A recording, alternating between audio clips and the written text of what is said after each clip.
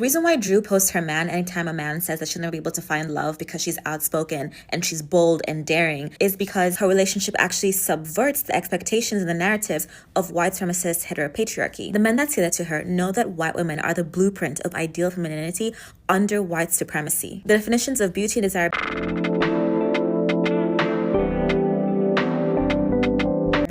as it pertains to womanhood are strictly reserved for white women, meaning that all other women must grovel and beg for acceptance and love from men. So if you're out here being bold, being outspoken, being daring, then you're acting outside of your station. That's what they're weaponizing whenever they tell her those things, which is why she then says, actually, under the systems of capitalist, heteropatriarchal white supremacy, I actually have found a partner who loves me exactly for who I am. As much as we want to decenter men, there are relationships with men that can subvert the status quo, and that's what all those critiques of Drew would never be Drew if she was a lesbian are all missing. Because what's just the privilege of being straight, white supremacy queers the other. An example of this queerness is the fact that black cis women who are transphobic are only helping to uphold societal narratives that will only come back and hurt them in the end. Because black women are inherently masculinized, and many of black cis women have been accused of being trans because we sit outside the traditional definition of femininity under white supremacy. Black and brown women, tall women, indigenous women all sit outside the definition. Men call women who criticize them man-hating lesbians, whether or not they're lesbians at all, as a way of making them ineligible to receive the privilege of desirability. And if you're not being desired by cis-het men in the dating pool, then anything you have to say about cis-het men is immediately null and void. And that little pool of man-hating lesbians is the same exact pocket that black and brown, indigenous, etc. women are pushed into.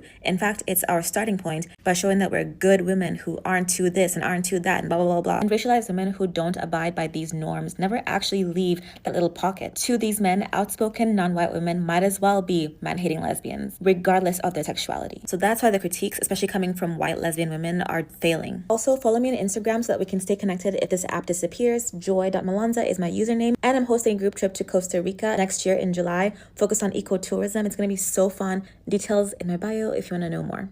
How do I say this respectfully without pissing off women? I'm going to give you a perspective and you can draw your conclusion from there. Whether feminism is good or bad, it will be up to you. I've been married, known that man for over 10 years of my life. I am telling you this from my experience, the experiences of other women, those I know offline and online.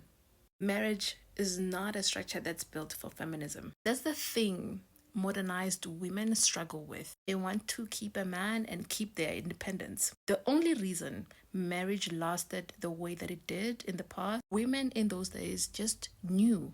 I am telling you this as someone who has never, ever identified as a feminist. So I can never weaponize feminism, ever.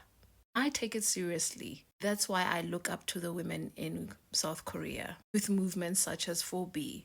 That's my idea of feminism. Other layers of feminism are so irrelevant. They are not necessary and seriously a waste of time. More especially if you want a man, because marriage is more of a union. It's more to do with legal process and tradition as well, your own family structure as well. Marriage is so much multi-layered that you are giving yourself to each of those layers as a woman. Most important thing that you give up is your surname. Giving up an entire identity for a man. You're trained to clean. You are trained to obey your husband. Now you want to behave like a man. In marriage, you want to do the same things as your husband. It's never going to work. Listen, I'm telling you, this man was never going to leave me. That's why I was the one that left him. I was the most submissive wife you could ever think of. I cook, I clean, I help my husband take care of everything. I don't talk too much unnecessarily. At the end of the day, love goes away, but you make it work. It's a union. You can never really feminize a man in the way that women want to feminize men. That's exactly how they think it. The way I said it, that's exactly how they think it. I've been around married men. I'm telling you, I've been around them even when I was married. Even now as a single woman with no man who's not engaging with men in any way. If you want a man, forget about feminism. You will always be under a man, whether you want to or not. You're going to give birth to children. And those children, they're going to need you more than they need him. Mainly because of the connection you have with those children from the womb. I knew that I had internalized misogyny, that I sent a man, and I cannot just jump into feminism. I'm going to be very performative. That's why I've rejected it. Am I a benefit of the structure set by feminism? Yes, that's why I have the things that I have. Marriage, none of those things matter. Hence, you cannot be a feminist and a woman who is male-centered, who wants marriage. Feminism has nothing to do with marriage. It's like those girls who want to be lesbian only because men hurt them. It can never be. It can never work. You are only a feminist just because men hurt you. Hence, to a certain extent, I agree with Ahlome. There are girlies who weaponize feminism because of their internalized misogyny. And in this system, you are eventually going to have internalized misogyny. I don't want to talk about certain topics anymore. I'm bored. Because women are very comfortable with the lie that they tell themselves. So who am I to conflict with your own belief structure? The only feminist that will always matter to me is the radical feminist. Lesbian women who don't engage with men in any way. Lesbian women who have done the internal work. Calling yourself a feminist, and on top of that, you are out here doing things that don't make sense as a feminist. You believe in equal structure. If you do, add your surname to your partner's surname. You're a feminist. You believe in equalship, right? Why don't you give your partner your surname if you're a feminist? Why doesn't he give birth to children? You're a feminist, right? You believe in equal things. Why doesn't he, for once just look after the kids? Marriage benefits man. To a certain degree, you really need to accept that. Why doesn't he even cook for once? And he can just live on top of that.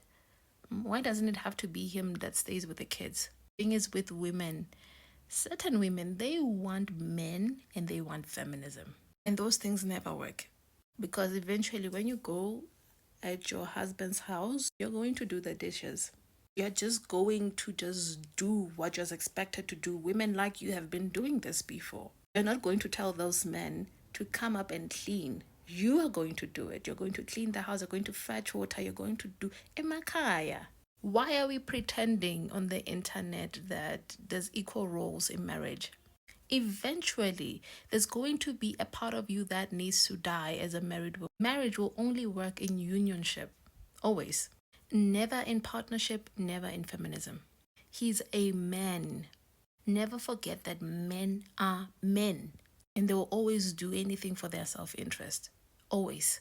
Doesn't matter how much they agree with you or they make a content that's appealing to you, because they know that if they make content that's appealing to you, they'll get the women flocking in their direction anyway. And you will agree with it because it's a man saying it. But it doesn't mean that he's saying it to mean it. Anyways, that was my 2 cents. I hope you can make your decision from there.